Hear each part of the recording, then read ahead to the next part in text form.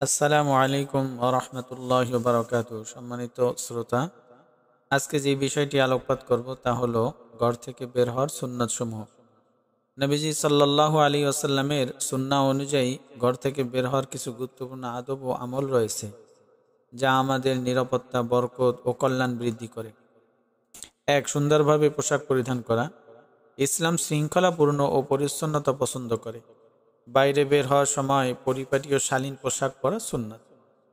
দুই, ডান পা আগে বের করা। রসুল্লাহ সাল্লাহ আলী আসসালাম সব ভালো কাজে ডান দিককে অগ্রাধিকার দিতেন। ঘর থেকে বের হওয়ার সময় ডান পা আগে রাখা সুন্নাত। তিন, ঘর থেকে বের হওয়ার দোয়া পড়া। দোয়াটি হলো বিসমিল্লাহি তাওয়াক্কালতু আলাল্লাহ ওয়ালা হাওলা ওয়ালা কুওয়াতা ইল্লা বিল্লাহ। অর্থ, আল্লাহ তাআলার নামে বাহির হলাম, আমি আল্লাহর উপর ভরসা করলাম এবং সকল গুনাহ ও কষ্ট থেকে বাঁচার কোনো শক্তি ও ইবাদতে অটল থাকার কোনো ক্ষমতা নেই আল্লাহ তাআলার সাহায্য ছাড়া। ফজিলত, এই দোয়া পড়লে আল্লাহ তাআলার হেফাজত ও শয়তান থেকে রক্ষা পাবেন। ফেরেশতারা পাহারা দেবে। সঠিক পথ নির্দেশনা, নিরাপত্তা ও সাহায্য লাভ করবেন। আবু দাউদ শরীফ 5095 নম্বর হাদিস, তিরমিজি 3426 নম্বর হাদিস, সহিহ ইবনে মাজাহ 773 নম্বর হাদিস। চতুর্থ সুন্নাত হলো আল্লাহ তাআলার উপর ভরসা রাখা, তাওয়াক্কুল করা। শুধু নিজের শক্তির উপর নির্ভর না করে আল্লাহ তাআলার উপর পূর্ণ আস্থা রাখা। কোরআনে আছে যে আল্লাহ তাআলার উপর ভরসা করে আল্লাহ তার জন্য যথেষ্ট হবেন। সূরা আত-তালাক 3 নম্বর আয়াত। 5 নম্বর সুন্নাত হলো সালাম দিয়ে বের হওয়া। ঘরে থাকা লোকদেরকে আসসালামু আলাইকুম বলে বের হওয়া সুন্নাত।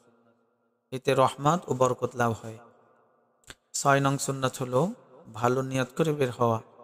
যেমন রিজিকের জন্য বের হলে হালাল রিজিকের নিয়ত করা, অন্যকে সাহায্য করার নিয়ত করা, দ্বীনের দাওয়াত বা কল্যাণের কাজের নিয়ত করা।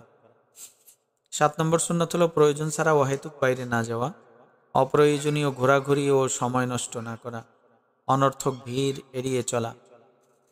8 নং সুন্নাত হলো নামাজের সময় হলে মসজিদে যাওয়ার প্রস্তুতি নেওয়া।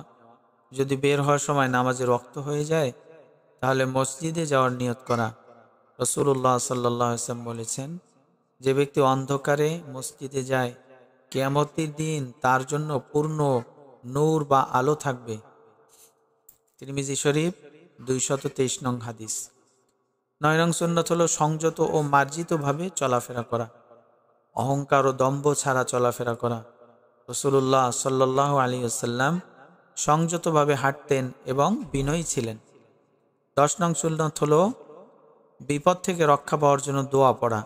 দোয়াটি হলো আল্লাহুম্মা ইন্নী আউযু বিকা আন আদিল্লা আও উদাল্লা আও আজিল্লা আও উযাল্লা আও আযলিমা আও উযলামা আও আজহালা আও ইউজহালা আলাইয়া।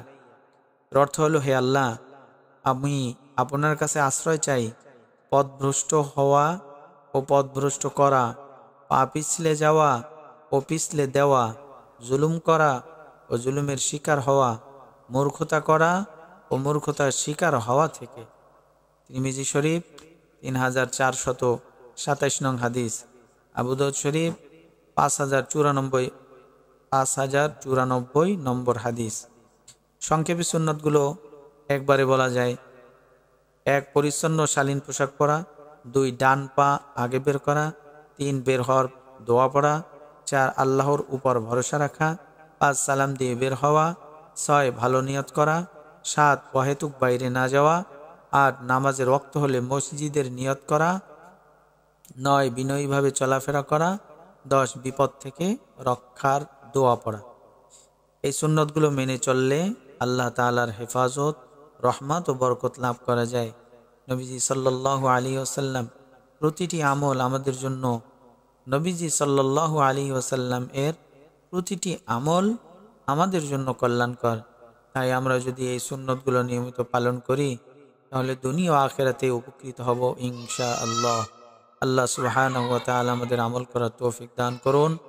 আমিন। ওয়া আখির দাওয়ানা আনিল হামদুলিল্লাহি রাব্বিল আলামিন। আসসালামু আলাইকুম ওয়া রাহমাতুল্লাহি ওয়া বারাকাতুহু।